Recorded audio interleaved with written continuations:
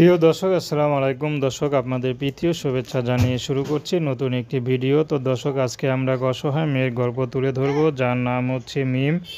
মিমের বিয়ের বয়স হয়েছে, কিন্তু মিম বিয়ে করতে পারে না। মিম পরের বাসায় ঝিয়ের কাজ করে, কারণ অভাবের সংসার। তার বাবা নেই, তার মা আছে। মা পরের বাসায় ঝিয়ের কাজ করে, তো মা অসুস্থ।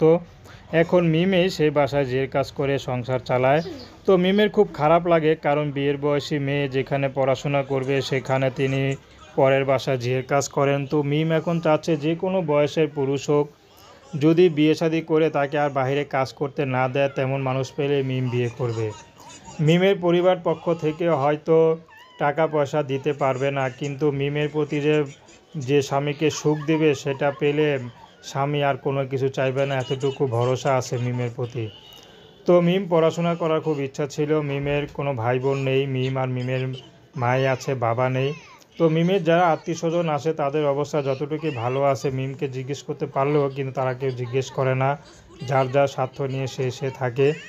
তো মিম যে ছবিটা তুলেছে, আমি বলেছিলাম ছবি তো দেখা যায় ব্যাকগ্রাউন্ডে ভালো বিল্ডিং, ভালো দরজা। তো মিম বলেছিল যে বাসায় কাজ করি, সে বাসার ছবি এটা।